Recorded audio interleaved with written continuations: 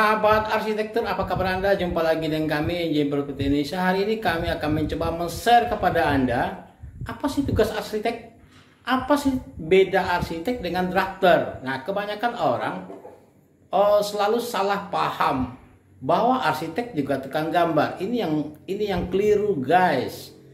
Arsitek ya arsitek, drafter tukang gambar ya drafter.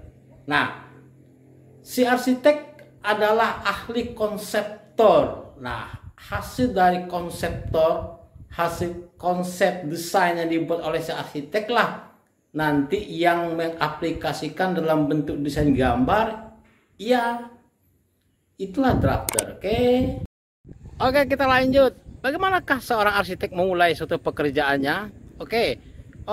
Arsitek biasanya akan mencari bahan-bahan, data-data, melakukan sesuatu survei kecil-kecilan, tergantung proyeknya besar, kecil, sedang, menengah, atau bagaimana. Nah, kalau seorang arsitek mendapatkan satu pekerjaan yang besar seperti hotel, resort, apartemen, maka biasanya si arsitek akan melakukan survei lokasi. Nah, survei ini si arsitek mengambil data-data di lapangan seperti apa sih kondisinya, dengan kondisi lapangan seperti kondisinya, apakah tanahnya kontur, datar, di sebelahan ada berseberangan dengan apa. Nah, dasar-dasar itulah si arsitek mulai mendesain.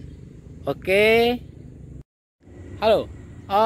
Selanjutnya, kalau si arsitek mendapatkan suatu proyek rumah hunian misalnya, nah ini juga melakukan suatu riset, tapi risetnya kecil-kecilan. Contohnya si arsitek akan mengumpulkan bahan data-data si penghuni rumah tersebut, siapa sih, seperti apa orang yang akan menghuninya, berapa status sosialnya, ekonomi sosial budaya yang diperlukan oleh si arsitek untuk calon si penghuni tersebut. Profesinya si calon penghuni itu apa, latar belakang dari keluarga bagaimana. Nah, data-data ini dikumpulkan oleh si arsitek sebagai bahan untuk mengeluarkan satu desain. Dalam hal ini studi kasusnya seperti ini. Kalau rumah hunian itu seperti apa sih yang akan dimulai oleh seorang arsitek untuk. Biasanya arsitek setelah tahu ownernya seperti apa, contoh akan membuat rumah hunian seorang yang berprofesi sebagai seorang pedagang misalnya, tapi pedagang besar, toke besar, maka si arsitek akan mengumpulkan data-data dari si ownernya. Pertama, yang jelas lokasinya di mana, apakah lokasi dari tanah rumah tersebut tersendiri atau berada di perkotaan, atau di pedesaan, atau di pegunungan. Nah, ini beda-beda, guys.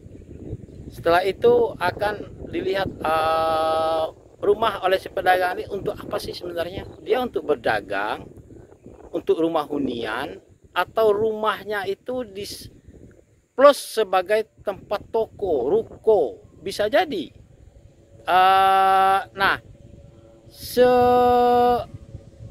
Ada berapa orang penghuninya, apakah dia punya pegawai, apakah si pegawainya tinggal juga di situ, apa kebiasaan dari si penghuni rumah ini, si pedagang ini, misalnya dari pagi olahraga, misalnya olahraganya apa sih. Nah, dari olahraga, dari kegiatan dia sehari-hari, istrinya, anaknya, dari situ nanti arsitek bisa menyimpulkan bahwa dia membutuhkan ruangan-ruangan yang memang diperlukan sesuai dengan kegiatannya. Misalnya ada satu keluarga yang hobinya seni, hobi bernyanyi, maka dia butuh ruangan karaoke, ruangan untuk santai-santai. Ada juga bahagian dari satu keluarga yang hobinya olahraga, misal berarti dia butuh kolam renang misalnya, tempat jogging. Nah, hal-hal yang seperti itu yang diperlukan oleh seorang arsitek, guys. Oke.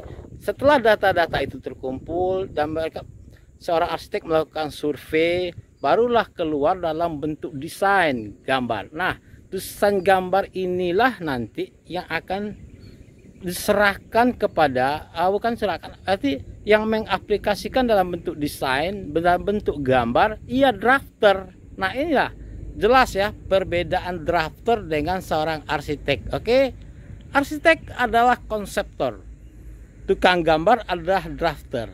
Tapi tidak menutup kemungkinan seorang arsitek juga bisa menggambar. Oke, ikuti terus video berikut ini. Tapi jangan lupa subscribe ya, share kepada teman-teman Anda. Oke.